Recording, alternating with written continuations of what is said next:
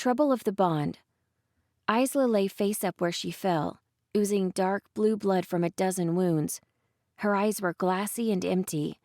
She didn't even twitch as Rook reached down to check her pulse. As he did, he shuddered at her resemblance to Suri. Rook didn't want to think about his friend dying the same way. He made his way back to Faust with slow, deliberate steps. Despite his terrible wound, the man watched Rook approach with apparent lucidity.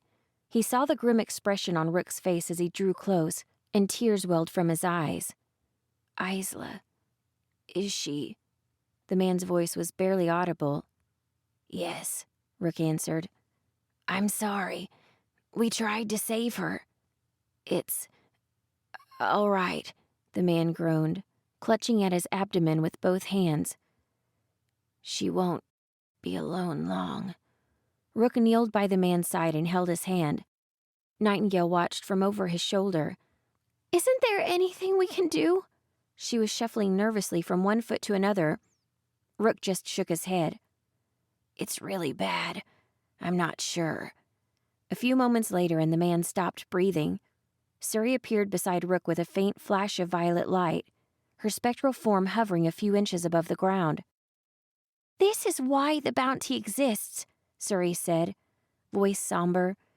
This is why the boundary between Arkala and Madara is so strictly enforced. Neither of them had to die. If they had stayed away from each other.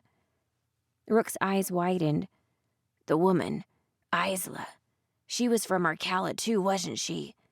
How was she here? Faust isn't wearing a pendant. Rook lifted the artifact around his neck. This is what allows you to appear. How did she get here physically? Even with the pendant, you can only appear as a hologram. Hologram? Suri shook her head, not understanding the word, but she was used to a myriad of strange words the group used, so she began to explain. It's called a soul bond.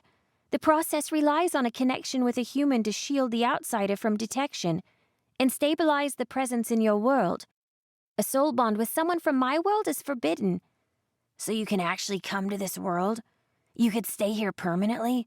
Rook asked, sounding a bit happier about it than he should have. No, this is what happens when creatures from our realms mingle. Suri pointed at the two dead bodies nearby. This stupid girl endangered the one she loved out of his selfishness and got them both killed. So, this soul bond, can it be used to summon creatures from dimensions other than Arkala and be safe? Zeke was frowning at a bent cigarette. Suri whisked around quickly. Yes, the Great Bounty exists to enforce the contracts made between two creatures. Only a few realms are off limits entirely. Arkala is one of those realms. You could summon a creature from anywhere else and the soul bond could be done in relative safety. However, I'm from Arkala. Suri froze suddenly, her head jerking around to look at a patch of empty sky above them. They're here. I must go. She vanished with a flash of violet light, scattering dust and small twigs in her wake. Rook's ears rang with the sound of a terrible explosion, so loud that it nearly drove him to his knees. The sky split open with a thin crack that yanked wider and wider. Something emerged from the crack in the sky, a massive shape that filled the air in front of them and loomed over Rook like a vengeful god. Fire adorned its arms, its lion-like face pulled into a ferocious snarl. Its wild mane rippled through the air, pushed by an unknown wind. I am here to collect, the creature rumbled, its voice echoing strangely off the trees. Where is the lawbreaker? Rook pointed at the fallen living oblation, a dozen meters away. There. As terrible as her wounds had been, the oblation began to twitch and squirm, dragging herself away along the ground with moans of desperation and pain. The great lion beast reached out for the still-twitching living oblation, wrapping its claws around her. The girl screamed as the creature peeled her open in a spectacular moment of gore. Nightingale gasped and turned to look away, one hand covering her mouth.